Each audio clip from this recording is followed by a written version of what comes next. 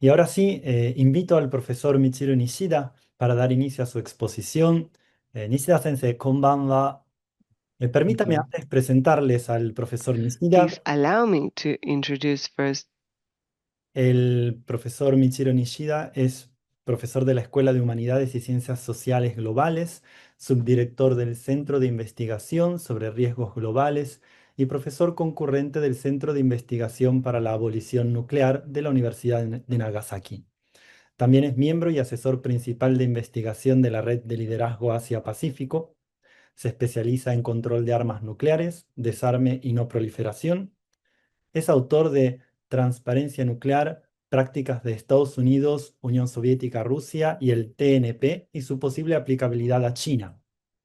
Trabajó durante muchos años en el ámbito del control de armas, desarme y no proliferación, como diplomático y asesor especial para el control de armas, desarme y no proliferación en el Ministerio de Asuntos Exteriores del Japón.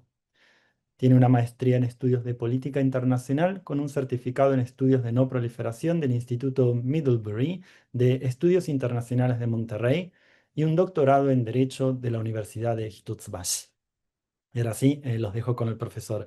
Deは、西田先生、よろしくお願いします。どうぞ。Muchas So, gracias. can you see my presentation? ¿Pueden ver mi presentación? I've shared. Sí. Okay, thank you very much.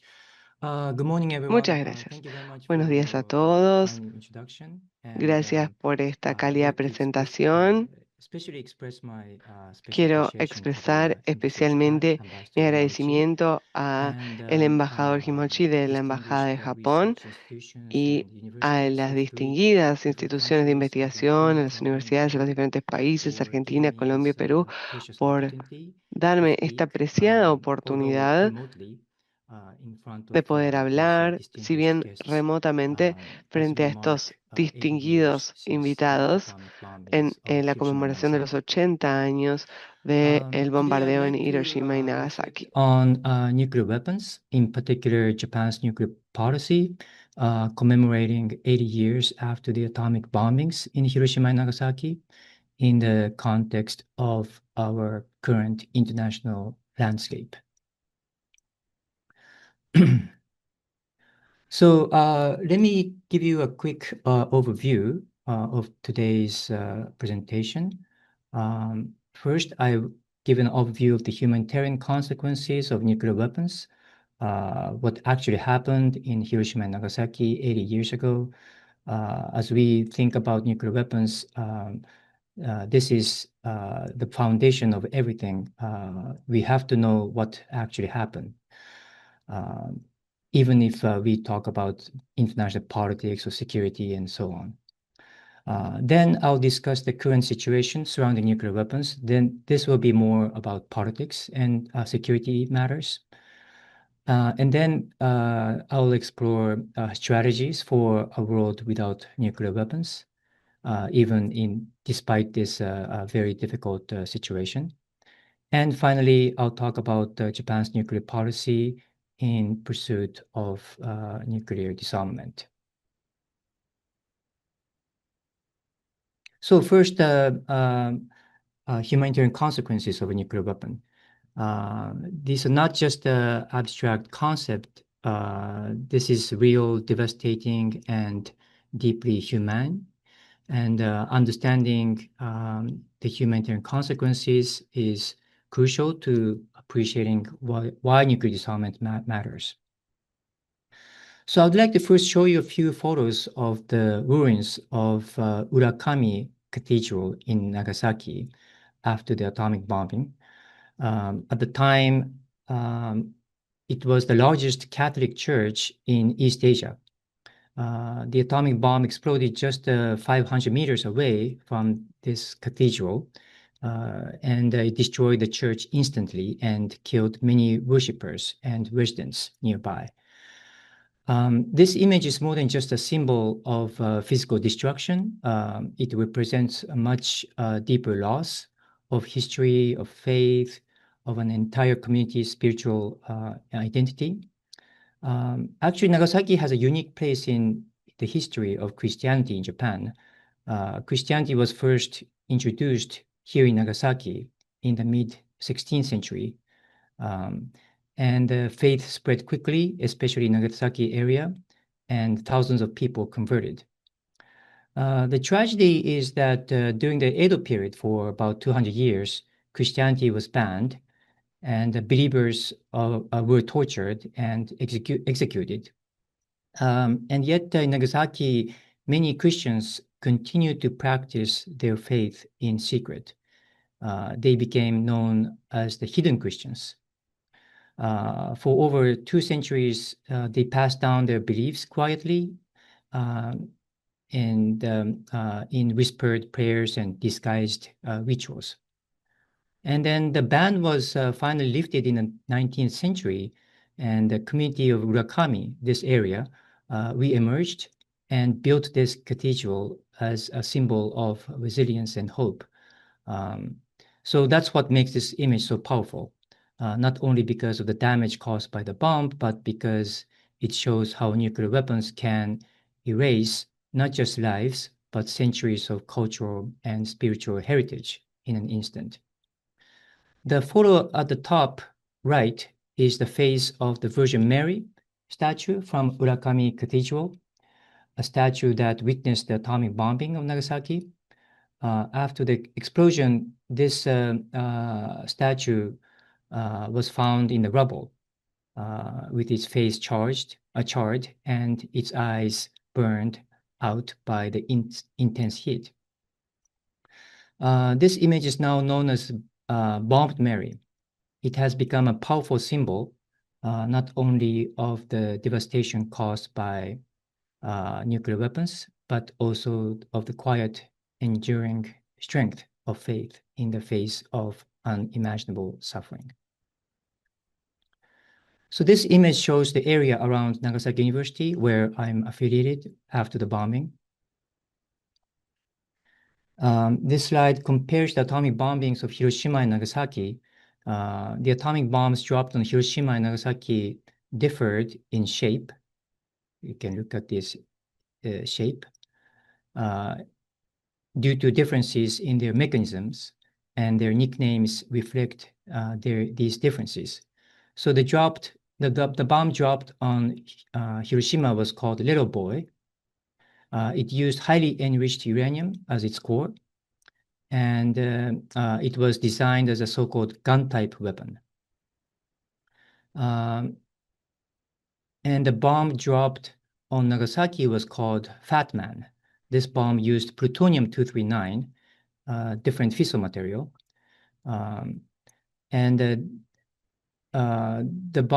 This bomb, plutonium, could be exploded only by implosion mechanism, which is to have compressed from all sides by conventional explosive to reach supercriticality and to cause the nuclear reaction. So this design had to be spherical. That's why it's called the Fat Man. So the shape of each bomb tells us something important about how it worked. One was long and narrow because it fired the uranium down a tube, and the other was round and fat because it used implosion to compress plutonium from all sides. So while the details differ, both cities suffered massive destruction and loss of life. These attacks killed tens of thousands instantly and injured many more. The survivors, known as hibakusha, faced long-term health and social impacts. Both bombs caused massive destruction, but the Nagasaki bomb was actually more powerful in terms of explosive yield with 21 kiloton, and as opposed to Hiroshima bomb's 16 kilotons.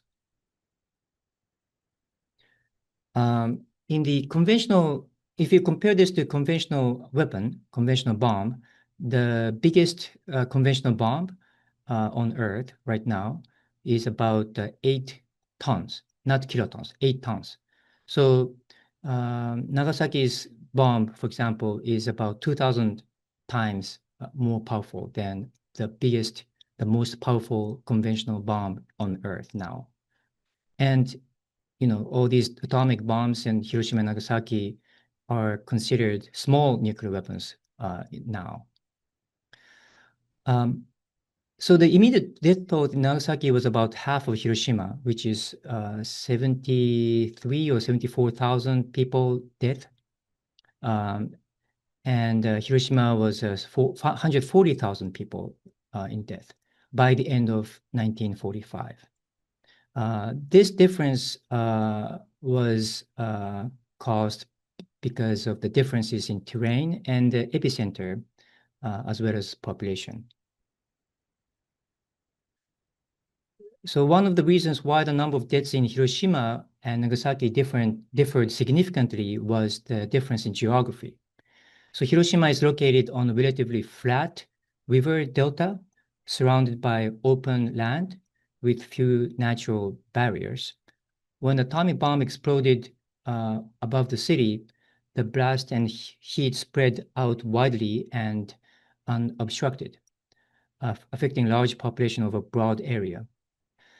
This continued to be extremely high number of casualties, around 140,000 by the end of 1945.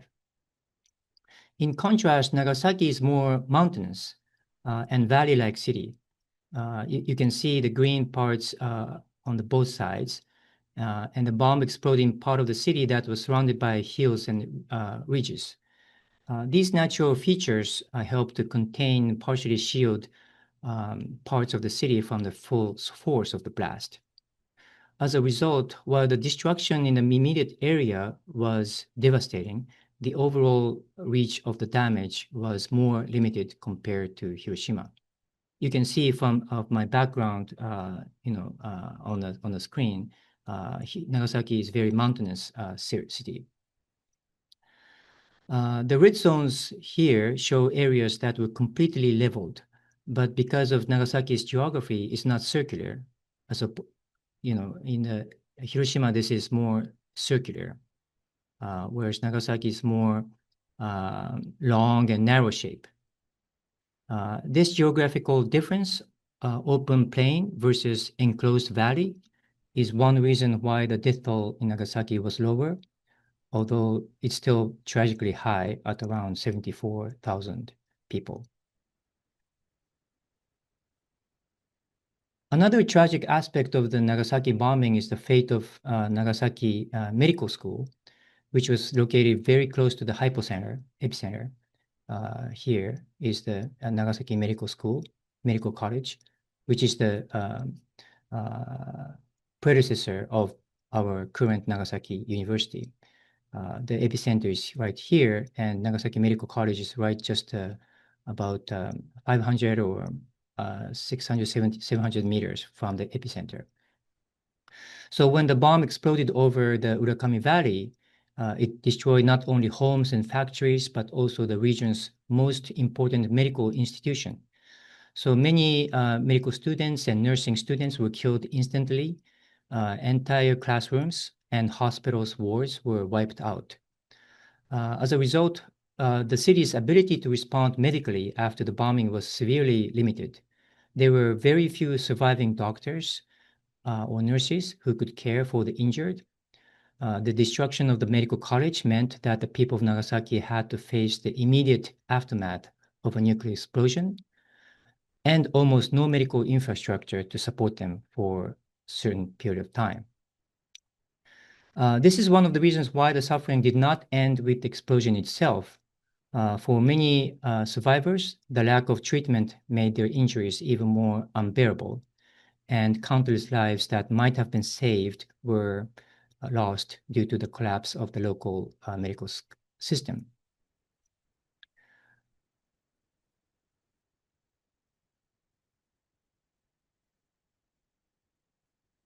So these are some of the characteristics of a nuclear weapon. Explosive power, of course, Hiroshima 16 kiloton and Nagasaki 21 kiloton, and air blast, and shock wave, And another is a thermal radiation, intense heat and light, and it caused fires and firestorms after the shock waves by air blast. So one often overlooked cause of death in the atomic bombings was the firestorms. In Hiroshima, intense thermal radiation ignited hundreds of fires almost instantly. These fires merged into a massive firestorm. Because in Japan at that time, many houses were made of paper and wood, so that even worsened the situation. Many people who had survived this initial blast were later killed by flames, smoke, and suffocation. In fact, a large portion of the deaths in Hiroshima likely resulted not from the blast of radiation, but from the firestorm. And the fourth characteristic of a nuclear weapon is nuclear radiation. This is a special feature of a nuclear weapon. There are two types. One is initial prompt radiation from gamma rays and neutrons. And second is residual radiation and fallout. Radioactive materials go into soil, water, and other materials, and then it can be sucked upward by the rising cloud, and then go into human bodies. This caused long-term physical effects on human bodies, not just after immediate aftermath of the atomic bombings, but for very long, many years. So this is the major cause of immediate death by burns and blast wind. And acute radiation sickness, the immediate radiation. So, and this is an aerial photo of Nagasaki by US Air Force before the atomic bombing. You can see the athletic field. This athletic field has been rebuilt and it's still there now. And this is the aerial photo of Nagasaki after the bomb. So you can see what have disappeared. I'd like you to imagine what was lost, actually. People often talk about houses, buildings, and all these things, all these structures. But we often talk about, but less about what was lost, actually, on from the human perspective. And it was actually ordinary human lives that were going on under the mushroom cloud. So Nagasaki University just had a project a few years ago that we collected photographs of ordinary lives before the bombing from the citizens of Nagasaki. And this is one of the photos that we collected recently. And this is the original photo, and the right one is AI colored. This is just a normal, ordinary family life before the bombing. This is another one with kids and playing with a dog. And this is another, just a family photo. So these are some resources you can look up. I'd like to turn into the second part of my presentation, the current situation surrounding nuclear weapons, more about politics and security matters.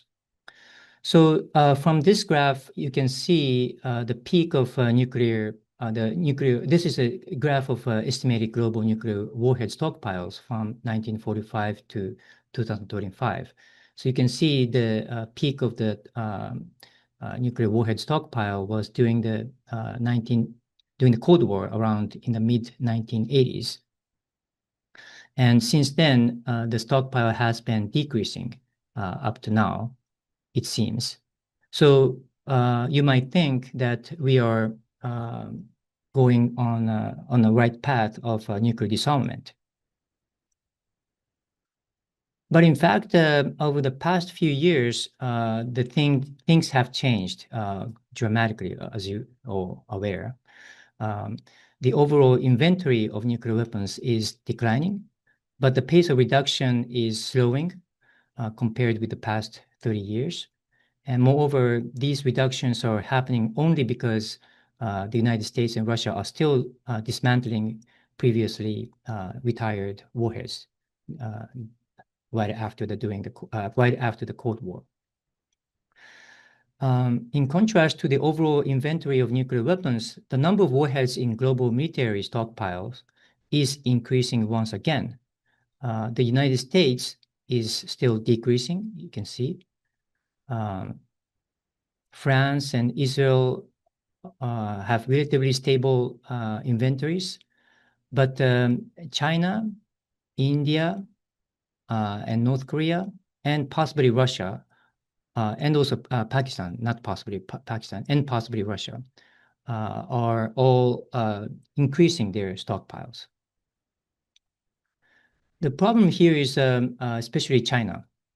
China's nuclear stockpile is growing so rapidly over the last couple of years. Until a few years ago, China's nuclear stockpile has been kept low and constant of around 200 over about 3 decades. All of a sudden, since around 2020 or 21, they seem to have decided to grow their nuclear stockpile. And it is estimated that by the end of next year, it will be around 700, which is about 3 times more than they've had over the 3 decades. And then it is estimated to grow over to 1,000 by 2030, which could become on par with the United States and Russia in terms of the deployed nuclear warheads of strategic nuclear weapons. This is a commercial satellite photograph taken in 2021. This was the first time when China's construction of ICBM silos was discovered. I mean, huge construction of ICBM silos was discovered in 2021. You can see all these dots. These represent ICBM silos. Red ones are already under construction, and these black and white are possible future sites. This was taken by 4 years ago. So this construction of the field has probably been completed.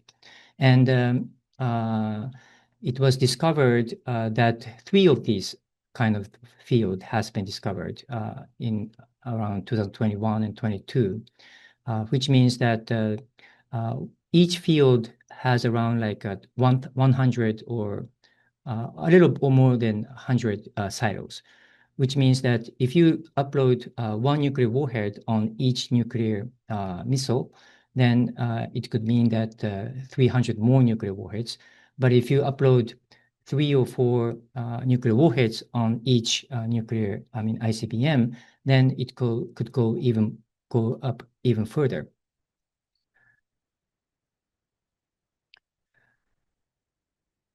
This is a graph of China's ballistic and cruise missiles.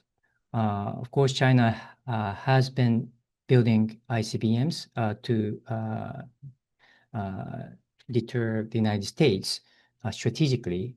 ICBMs, they have had ICBMs for many, many years. So that's not a new thing.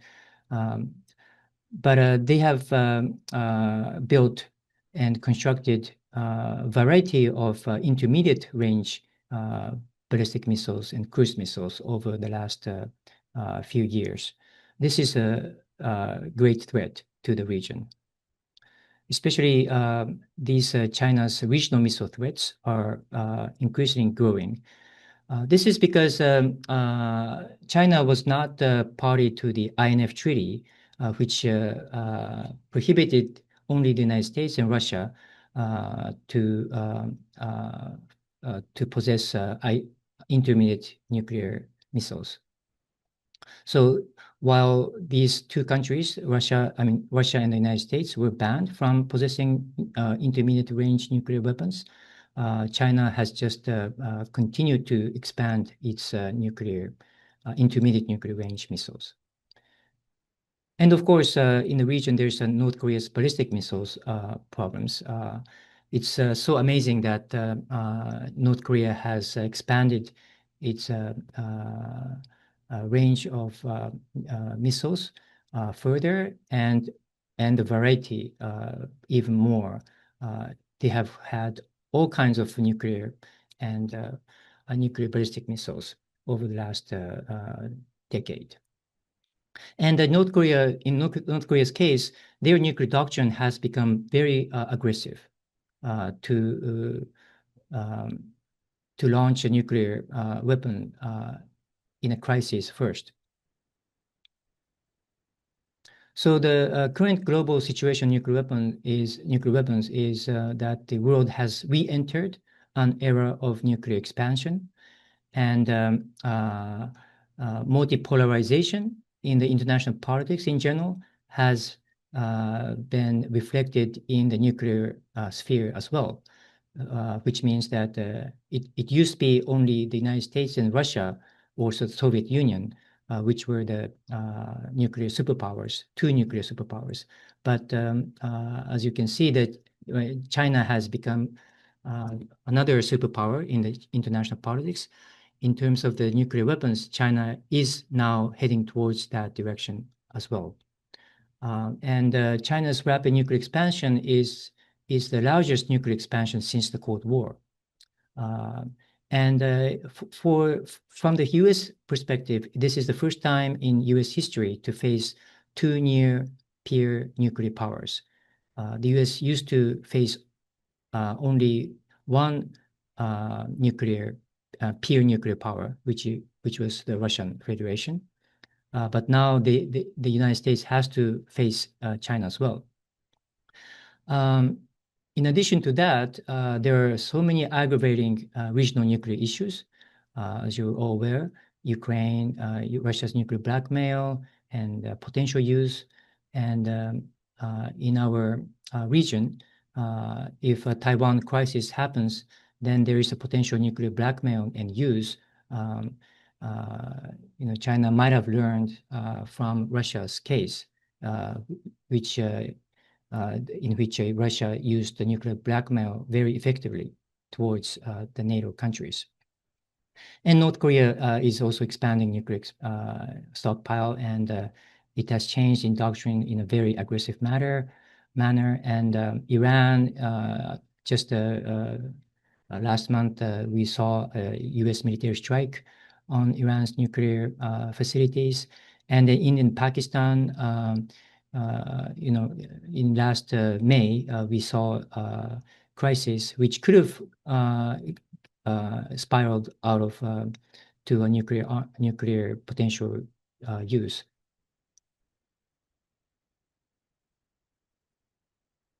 So current nuclear global situation, nuclear weapons is nuclear expansion and potential nuclear further proliferation, and increasing dependence on power. And we are seeing weakening of norms and frameworks, NPT, Nuclear Non-Proliferation Treaty, CTBT, Comprehensive Test Ban Treaty. CTBT hasn't entered into force yet.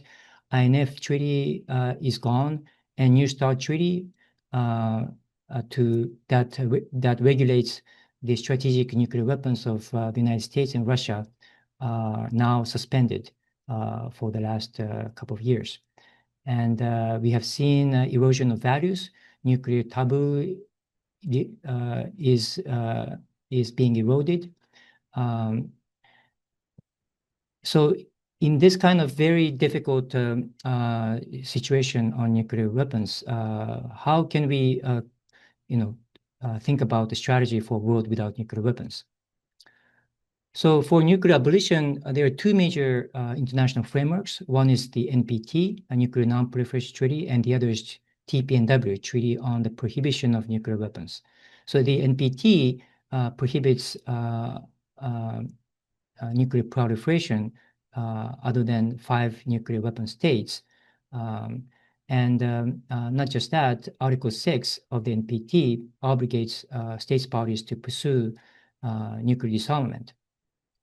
And literally, it only obligates states parties to pursue negotiations in good faith. But the ICJ in 1996 issued an advisory opinion to say that this obligation is not just negotiation, but states parties have to conclude the negotiations.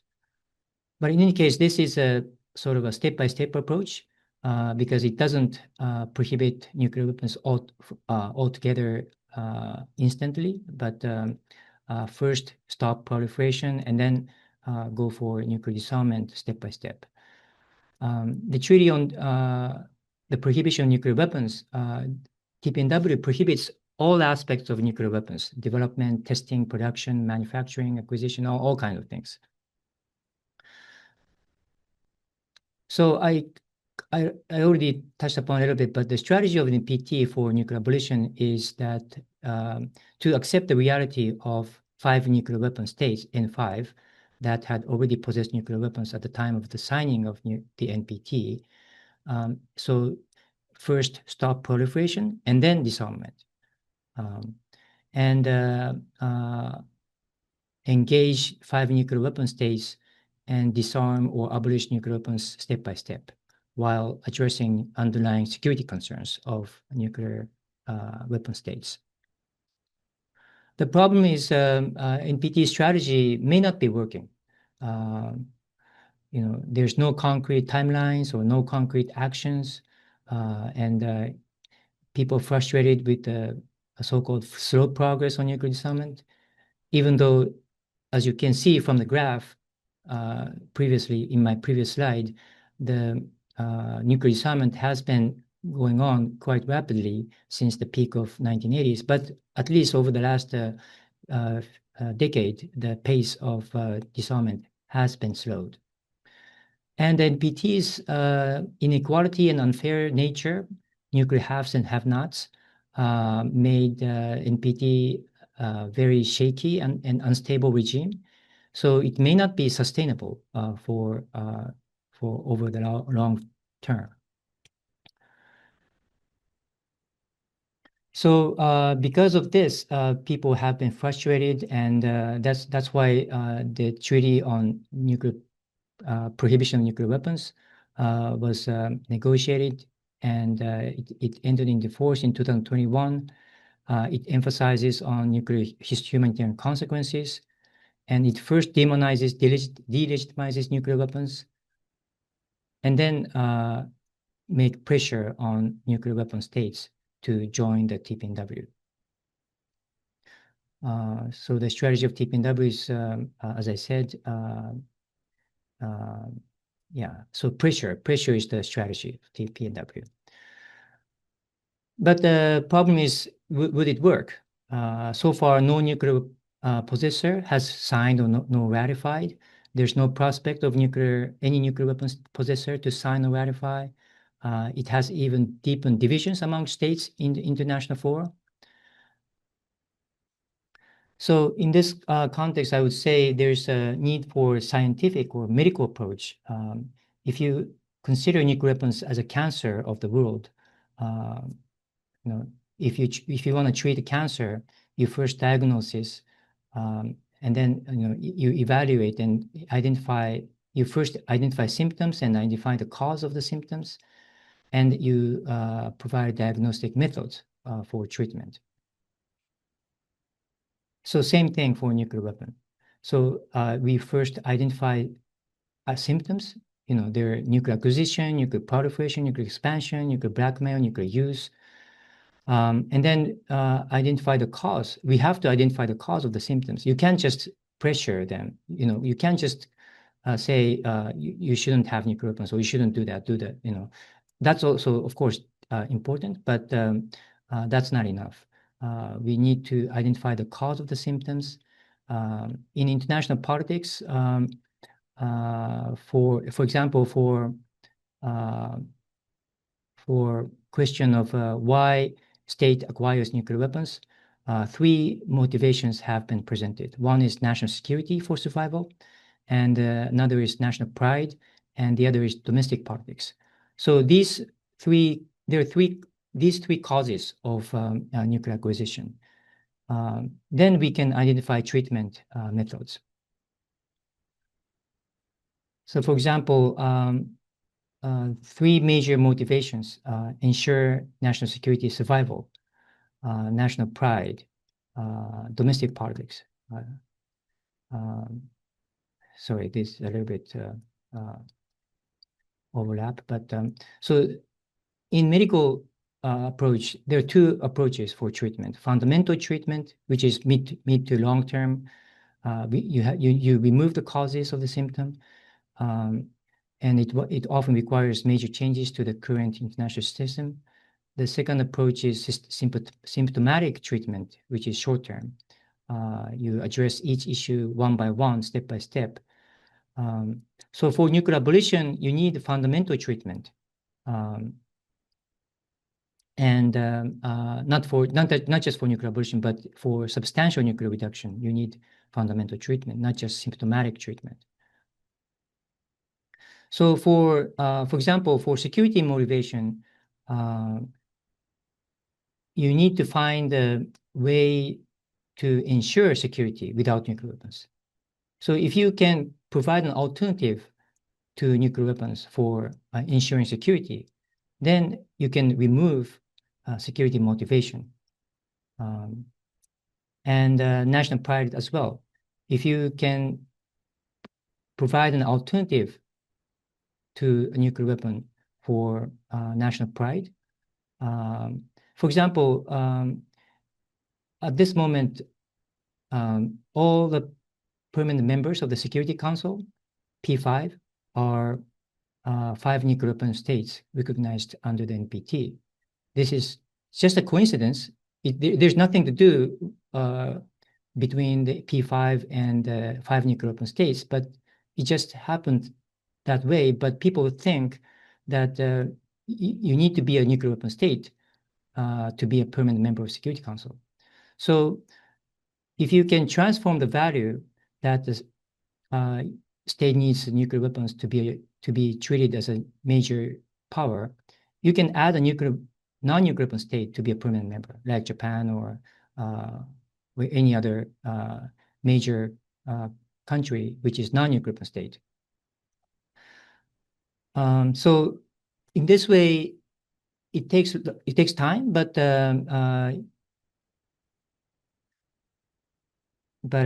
it could go a long way towards nuclear abolition. Symptomatic treatment for nuclear proliferation, you can establish an international nuclear non-proliferation regime centered on the NPT, safeguards, export controls, and providing a non-nuclear state with a nuclear umbrella, which is often criticized by the disarmament community. But this is a way to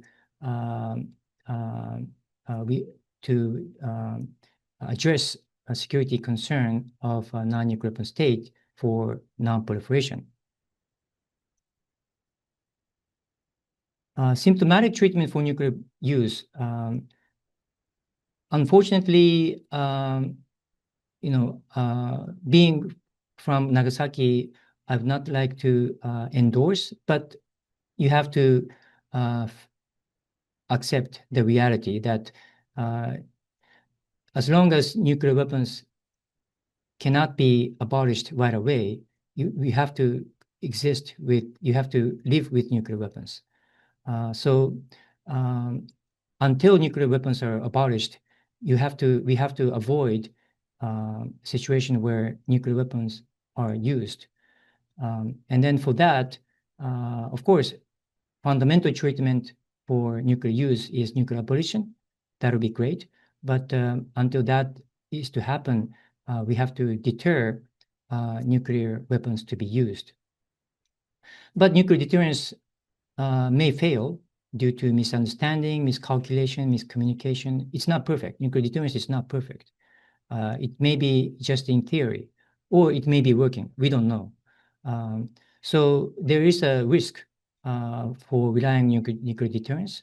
So we have to reduce the risk of nuclear deterrence failure by arms control and TCBMs.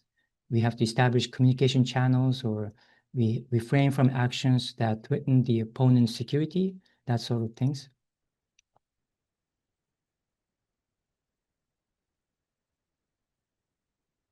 And then we have to keep in mind that we need not only achieve, but also we have to maintain a world without nuclear weapons.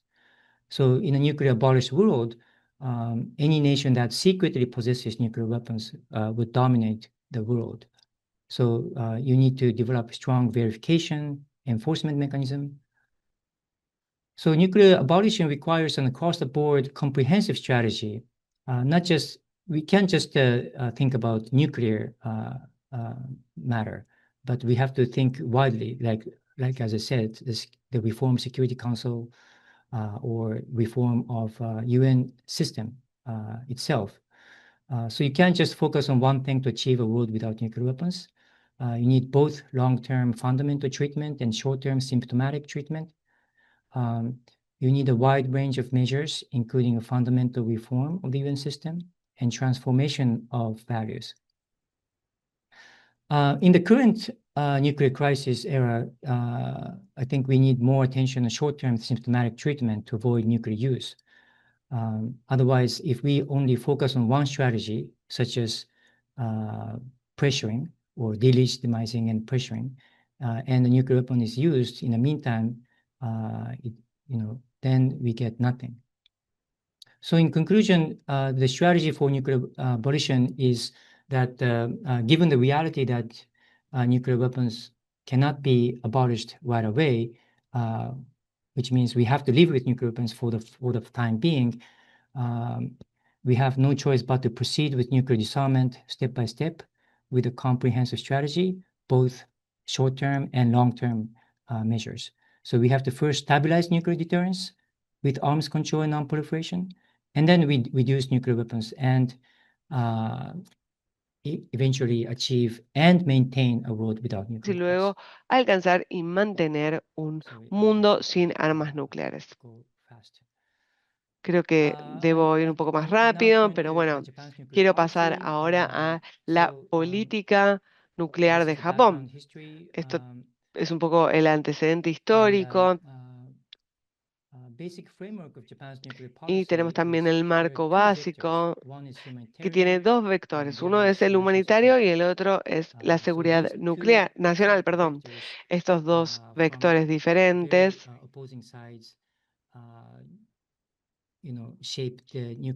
son un tanto opuestos, pero dan forma a la política nuclear de Japón.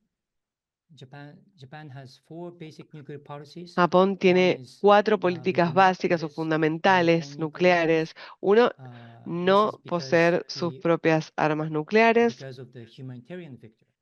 Esto es por la perspectiva humanitaria. Nosotros sufrimos un bombardeo nuclear, por ello no queremos poseer nuestras propias armas nucleares, aún en el caso de que nuestra seguridad se encuentra en una situación muy complicada. Desde la perspectiva de seguridad, el vector de seguridad, uno debe abordar las amenazas de seguridad que son amenazas nucleares. Para ello, no podemos simplemente quedarnos ahí esperando, sino también que... But again, from a humanitarian vector, we just don't, content with the status quo. We work vigorously towards the total elimination of nuclear weapons. So Japan promotes nuclear disarmament through practical and concrete measures. And Japan promotes peaceful uses of nuclear energy. So these are the 4 basic nuclear policies of Japan. However, recent strategic environment surrounding Japan is rapidly changing. As was mentioned, Japan is surrounded by 3 states possessing nuclear weapons: China, North Korea, and Russia. And not just that, we see, as I said, China's rapid nuclear buildup without transparency, and North Korea's nuclear missile developments, and Russia's more being aggressive on nuclear weapons. So the Japan security environment is worsening in the past decade. Japan is probably situated in world's most severe strategic environment, more severe than during the Cold War, this could put a great strain on Japan's nuclear policy. Does this mean that we have to adjust Japan's nuclear policy, or is there any adjustments going on already? So far, we haven't seen any adjustment. Japan has maintained the same structure, but I don't think we can take it for granted. We need to work hard to keep it. We have to work hard to maintain the basic structure of Japan's nuclear policy by strengthening the credibility of nuclear extended deterrence by the United States. This is non-proliferation to avoid Japan from having to go nuclear. Of course, nuclear umbrella is being criticized by the disarmament community. I admit that. And personally, of course, emotionally, I would want Japan to be out of extended deterrence, but we have to face the situation. And we have to make use of disarmament and arms control more proactively to create a safer environment in the region so that Japan doesn't have to go nuclear. Japan's nuclear policy cannot be taken for granted, but at the same time, I'm not saying that Japan's nuclear policy will change soon. It's been in place very strongly and solidly. It will require probably more for Japan to change the basic nuclear policy. I'll skip all these concrete things. So long-term vision. So Japan has been doing a lot of practical nuclear disarmament measures, especially short-term measures. But at the same time, we should have a long-term vision for nuclear abolition. Despite the very intense or very severe security environment, we should not give up a common vision of a nuclear free world. Actually, precisely for that reason, we have to pursue a goal of nuclear abolition.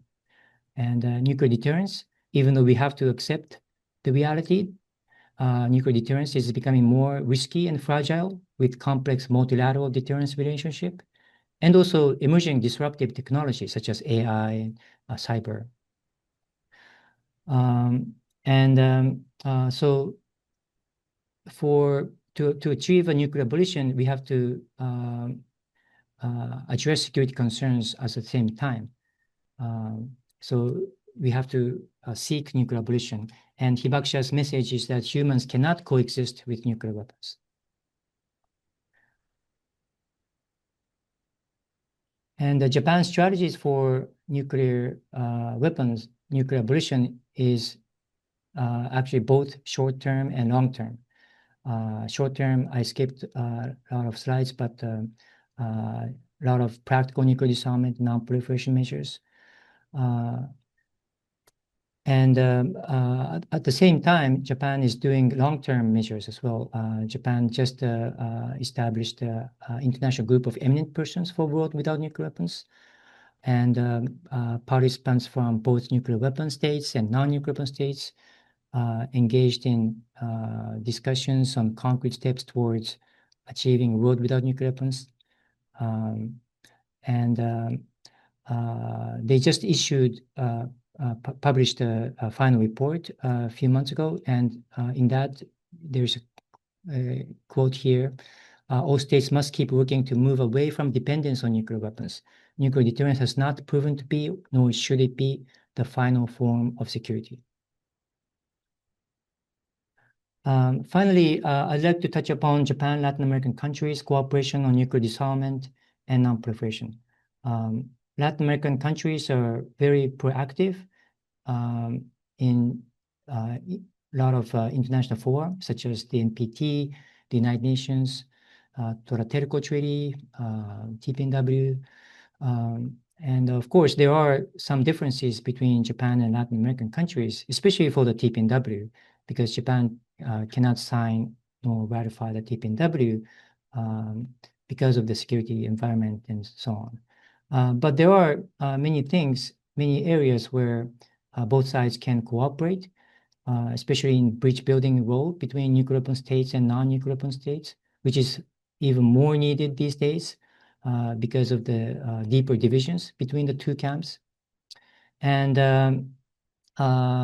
we can cooperate in upholding various nuclear norms, such as nuclear use or nuclear testing against, norms against nuclear testing or nuclear use, which is being eroded these days. And we can raise voice against violators if there are violations. We can promote dialogue among stakeholders for example, between the United States and Russia, the United States and China, and nuclear weapon states and non-nuclear weapon states as well.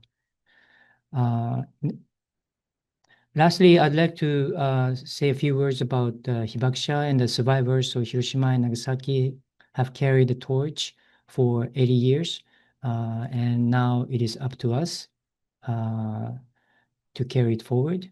And many of the Hibakushas will no longer be with us. Soon, we will see a world without Hibakusha. But their message remains clear. No one else should ever suffer as we have. And I hope you will carry this message with you and pass it on. Thank you very much. Sorry for going over the time limit. Thank you very much. Paso a dar fin a esta conferencia. Bueno, los invito a estar atentos a nuestras redes sociales para enterarse de más detalles sobre nuestras próximas actividades y poderse inscribir en ellas. Les agradezco a todos.